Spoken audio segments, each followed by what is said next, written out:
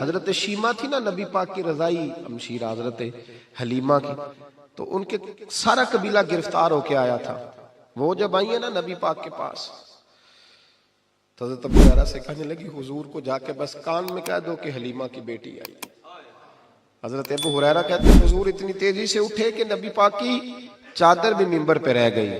پھر حضور گھر لے گئے، فرمایا فاطمہ اور عائشہ کو بلاؤ، میری بہن آئی ہے. میرے محبوب کریم نے فرمایا تو اگر کہے گی نا تو میں تیرے لیے مدینے میں مکان بنا دوں گا، تو یہیں رہ جا. کہنے لگی نہیں محبوبہ واپس جانا. تو حضور سے کہنے لگی میرا سارا قبیلہ گرفتار ہے، اسے چھوڑ دیں. حضرت ابو ہریرہ کہتے ہیں ہر کام حضور نے مشورے سے کیا، پر جب بہن نے کہا نہ چھوڑ دے، اور میں کوئی مشورہ نہیں، جیسے تو کہے گی ویسے ہی ہو جائے گا، جیسے تو کہے گی ویسے ہی ہو جائے گا، جس طرح تو چاہے گی. کون اشک شوئی کرے گا، کون بات سنے گا، کون دکھ کسی کے. پگلی بی بی پاگل عورت، دیکھے کبھی پاگلوں کو کوئی وقت دیتا؟ وہ پاگلوں کے پاس بیٹھا، میں بڑا مصروف آدمی ہوں، مجھے تو سیاںا بندہ ملنے آئے تو میں کہتا مختصر بات کرنا. ایک پگلی بی بی آئی پاگل، حضرت انس کہتے ہیں آ کے کھڑی، کہنے یا رسول اللہ مجھے کام ہے. پاگل عورت. تو نبی کریم صلی اللہ تعالی علیہ وسلم نے کہا کیا کام ہے؟ تو اس کے محلے کے لوگ کھڑے ہو گئے، کہنے لگے حضور چھوڑیں، یہ تو دیوانی ہے، ایسی باتیں کرتی رہتی ہے. جناب انس بن مالک فرماتے ہیں حضور ناراض ہوئے، فرمایا تم سے بات کر رہی ہے کہ مجھ سے کر رہی ہے؟ کرنے دو باتیں. کیا بات ہے بتا؟ کہنے لگی حضور یہاں نہیں کرنی، میرے ساتھ آئے. نبی کریم اس کے پیچھے پیچھے چلنے لگے. جناب انس فرماتے ہیں کہ صحرا میں لے گئی، نبی پاک ریت پہ بیٹھ گئے، سامنے بیٹھ گئی. کہنے لگی حضور بچوں کو منع کریں، مجھے روڑے مارتے. فرمایا میں کہہ دوں گا، اب نہیں کریں گے. حضور میرے گھر والے میری بات نہیں سنتے. فرمایا میں سمجھاؤں گا. یا رسول اللہ یہ پاگل کہہ کے چھیڑتے. حضور نے فرمایا کوئی نہیں کہے گا، میں منع کر دوں گا. حضرت انس کہتے ہیں دیر تک حضور کو ریت پہ حضور بیٹھے. یار یہ بھی سنت ہے میرے نبی، صرف کھانے کے درمیان میٹھا کھانا ہی سنت نہیں میرے بھائی، یہ بھی نبی پاک کی سنت ہے، یہ بھی رسول پاک کا طریقہ ہے. نبی کریم نے دیر تک وقت دیا، دیر تک، کبھی ہستی کبھی رو دیتی. حضرت انس کہتے ہیں میں نے یہ انداز بھی دیکھا، جب وہ ہستی تو حضور بھی ہستے. کبھی کو پاگل کے غم سن کے بھی رویا. لیکن ایسا کوئی محبوب کہیں ہوگا نہ کہیں ہے، بیٹھا ہے چٹائی پہ مگر عرش نشیں ہے. میرے محبوب نے کھل کے باتیں سنی، کھل کے اپنی مرضی سے. کہنے لگی محبوبہ میں تھک گئی ہوں، اب آپ جائیں. حضور میں تھک گئی ہوں، آپ جائیں. نبی کریم اٹھے اور اٹھ کے فرمایا کسی کا خیال نہ کرنا، جب تیرا دل کرے دوبارہ آ جا. یار یہ حسن ہے، یہ وقار ہے کہ تو اشک شوئی کس طرح. میں نا ابھی انتظار کر رہا ہوں، میں ابھی انتظار کر رہا ہوں کہ ایم این اے آئے گا تو اس غریب کی مدد کرے گا. میں ابھی انتظار کر رہا ہوں کہ ایم پی آئے گا تو اس کی مدد کرے گا. میں ابھی انتظار کر رہا ہوں کہ بہت بڑا سیٹھ آئے گا تو مدد کرے گا. جب محلے کا اور گاؤں کا چودھری کسی غریب پہ ظلم کر رہا ہوتا ہے تو میں اپنے بچے کو کہہ رہا ہوتا تو نہ اس لڑائی میں جانا، ہمیں کیا لگے. تو کون پھر اس کا ہاتھ، ظلم پھر ختم کیسے ہوگا؟ پھر کیا طریقہ ہے ظلم ختم کرنے کا؟ جب کچھ ظالم کو ظالم کہنے کوئی تیار نہ ہو. وہ زمانہ جب نبی کریم صلی اللہ تعالی وسلم مکہ شریف میں اعلان نبوت فرمایا تھا تو سارا مکہ مخالف ہو گیا، سارا مکہ. ایک وقت عروج کا ہوتا ہے، ایک وقت ایسا ہوتا ہے جب غربت ہوتی ہے، ابتدا ہوتی ہے. اسلام پر غربت کا زمانہ. قبیلہ بنو آراش کا ایک شخص مکے آیا، وہ کہتا ہے میں چھوٹا سا تاجر تھا. میری باتوں کی سمجھ تو آ رہی ہے نا آپ حضرات؟ جو نہیں بول رہے انہیں بھی آ رہی ہے. اللہ تعالیٰ آپ کو جزا دے. بس ایک دو بات اور عرض کرنی ہے آپ حضرات. حضرت طارق بن عبداللہ رضی اللہ تعالیٰ عنہ اس کے راوی ہیں، فرماتے ہیں وہ بنو آراش کا رہنے والا شخص آیا. وہ کہتا میں چھوٹا سا تاجر تھا، بیوپاری تھا. میں گاؤں سے جانور اونٹ گھوڑے خریدا کرتا، مکے میں لا کے بیچتا، مدینے میں لے جا کے بیچتا، طائف میں. میں ایک دفعہ نا بڑے سرخ رنگ کے خوبصورت 2 اونٹ مکے لایا. میں مکے کے لوگوں کو زیادہ نہیں جانتا تھا، منڈی میں جو لوگ آتے جاتے تھے انہیں جانتا تھا، مال بیچ کے چلا جاتا تھا. آج میں مکے میں داخل ہوا تو ابو جال مجھے کہنے لگا یہاں ایک شخص نے دعویٰ نبوت کیا، اس کے قریب نہ جانا. میں نے کہا ٹھیک ہے نہیں جاؤں گا. میں نے اونٹ دکھائے تو ابو جال کو پسند آ گئے، سودا ہو گیا، اونٹ خرید لیے. وہ شخص کہتا ہے کہ اونٹ خرید کے نا، تو کہنے لگا فلاں محلے کی فلاں گلی کے فلاں کونے میں میرا گھر ہے، کل آ کے پیسے لے جانا۔ کہتے میں اگلے دن پیسے لینے گیا تو کہنے لگا آج نہیں میرے پاس، کل آنا۔ میں اگلے دن پھر گیا پیسے، کہنے لگا نہیں کل آنا۔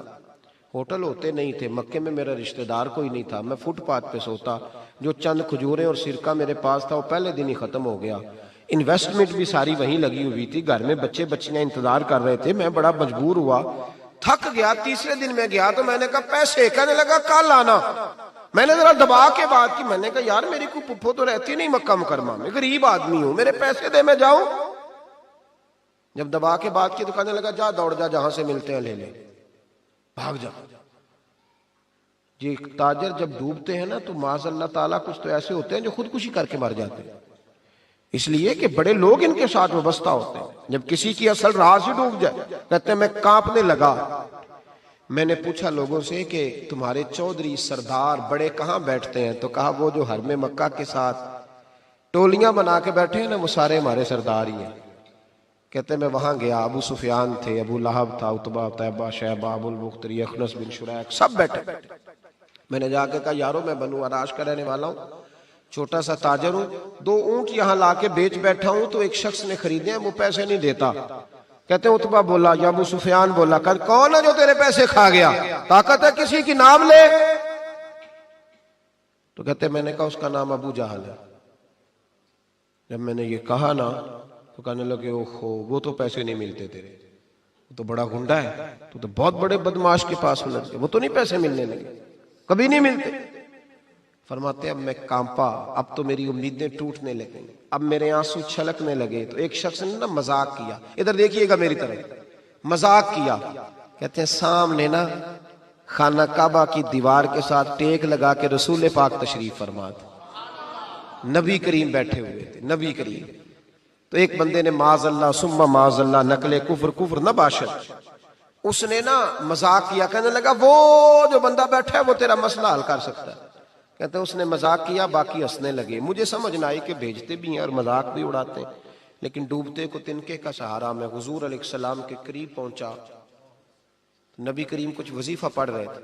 یہ غریب آدمی نا بیچارہ وزیر سے بھی ڈرتا ہے تو پیر سے بھی ڈرتا ہے کہ کہیں طبیعت پہ کوئی چیز گرا نہ گزر جائے۔ تو کہتا ہے میں ڈرتے ڈرتے نا پیچھے بیٹھ گیا کہ فارغ ہوں گے تو میں بات کروں گا۔ فرماتے میں ابھی پیچھے بیٹھا ہی تھا، پورا بیٹھا بھی نہیں تھا کہ میرے رسول پاک نے میری طرف توجہ فرمائی، رخ میری طرف پھیرا اور 2 جملے نبی پاک نے کہے تو مجھے یوں لگا جیسے پردیس میں مجھے ماں مل گئی ہو۔ 2 جملے، پہلا فقرہ حضور نے فرمایا پردیسی لگتے ہو، اور دوسرا فقرہ فرمایا پریشان لگتے ہو۔ فرماتے ہیں بات چھم چھم میرے آنسو گرے، چھم چھم۔ اور بھائی کوئی اپنا ملے تو رونے کا مزہ آتا ہے نا، کوئی دکھ پوچھے تو پھر بندہ آنسو گرائے نا، ہر ایک کو تو دکھ سنائے بھی نہیں جاتے۔ وہ شاعر اردو کا ہے، آپ کی سمجھ میں آ گیا تو بڑا اچھا ہے۔ اس نے کہا تھا کہ ہجوم غم میں بھی توہین ضبط غم نہ ہوئی، ہم اس احتیاط سے روئے کہ آنکھ نم نہ ہوئی۔ ہجوم غم میں بھی توہین ضبط غم نہ ہوئی، ہم اس احتیاط سے روئے کہ آنکھ نم نہ ہوئی۔ ہم روئے بھی ہیں پر ہم نے کوشش کی ہے کہ کوئی ہمارے آنسو نہ دیکھے، چھپ چھپا کے روئے۔ فرمانے لگے نبی رحمت صلی اللہ علیہ وسلم نے فرمایا پردیسی اور پریشان لگتے ہو۔ کہتے ہیں میں جب رویا نا تو کریم رسول نے کام بھی نہیں پوچھا، یہ بھی نہیں پوچھا مسئلہ کیا، مجھے تبکی دی۔ فرمایا چپ کر، روتا کیوں ہے؟ جیسے تو کہے گا ویسے ہی ہو جائے گا۔ کیا کہا بریلی کے امام نے؟ فرمانے لگے غم زدوں کو رضا مجدہ دیجئے کہ ہے، جاؤ اعلان کر دو، غم زدوں کو رضا مجدہ دیجئے کہ ہے، بے کسوں کا سہارا ہمارا۔ نبی کریم نے فرمایا فکر نہ کر، جیسے تو کہے گا ہو جائے۔ کہتے حضور پہلے مجھے گھر لائے، سرکہ کھلایا، کھجوریں دی، دودھ پلایا، میں 2-3 دنوں کا بھوکا تھا، میں نے راج کے کھایا۔ کہتے ہیں جب میں سیر ہو گیا نا میری تسلی ہو گئی۔ اب حضور نے فرمایا بتا تیرا مسئلہ کیا ہے؟ سارا علاقہ کسی اور طرف ہے، شہر کسی اور طرف ہے، پر میرے نبی حق کے ساتھ ہے۔ حالات نہیں ہے اس وقت کہ حق کے ساتھ کھڑا ہوا جائے، پر حضور حق کے ساتھ ہے۔ میرے نبی کریم سید عالم صلی اللہ تعالی علیہ وآلہ وسلم نے فرمایا، کریم رسول فرمانے لگے کیا مسئلہ ہے؟ ابو جہل پیسے نہیں دیتا۔ فرمایا اس نے کیوں نہیں دینے، دے گا پیسے، کیوں نہیں دینے پیسے؟ دیکھ کچھ لوگ نا کچھ لوگ شرافت کو بزدلی سمجھتے ہیں. وہ ایک درویش تھا تو کسی نے سخت بات کر دی تو کہنے لگا میرے ساتھ سخت بات نہ کر, اٹ سٹ تے پکھڑا کوار گندل اسی اور بھی بوٹیاں جاننے ہیں. اٹ سٹ تے پکھڑا کوار گندل تے اسی. اور اس کا ترجمہ اقبال نے بھی کیا. اقبال کہنے لگے ہو ہلکا یارا تو بریشم کی طرح نرم, پر رزم حق و باطل ہو تو فولاد ہے مومن. رزم حق و باطل ہو تو اشداء علی الکفار رحماء بینہم, کافر پہ سخت اور آپس میں رحم دل. یہ اصول ہے مومن کا. نبی کریم نے فرمایا کیوں نہیں پیسے دینے, دے گا. ان الذین قالوا ربنا اللہ ثم استقاموا تتنزل علیہم الملائکہ, جو رب کا نام لے کے ڈٹ جائے اللہ اس کی مدد کے لیے فرشتوں کا نزول فرما دیا کرتا ہے. نبی کریم علیہ السلام ساتھ چلے آہستہ آہستہ. اور بھائی کونسلر رکا بھی لکھ دے تو اس کی مہربانی. ویسے تو کونسلر کے دروازے پہ سویرے کو چلا جائے نا غریب آدمی, امیر آدمی پہ تو خیر پرچہ بھی ہو تو ایس ایچ او صاحب پوچھتے ہیں چوہدری صاحب درخواست آئی ہوتا کی کرنا ہے, تو غریب آدمی کو لے جاتے ہیں. تو وہ پھر جاتا ہے بیچارہ کونسلر صاحب کے پاس, چوہدری صاحب کے پاس. تو پھر اندر سے پیغام آتا ہے کہ چوہدری صاحب ٹوتھ پیسٹ کر رہے ہیں. پھر پیغام آتا ہے کہ بریڈ گرم ہو رہا ہے. پھر پتہ چلتا ہے کہ اب اخبار پڑھ رہے ہیں. وہ غریب باہر بیٹھا ہے. پھر باہر آ کے پوچھتے ہیں گاڑی کرا کے لائے ہو, وہاں کیسے جانا ہے؟ وارث شاہ مان کری نہ وارثاں دا, رب بے وارثا کر کے مار دائی.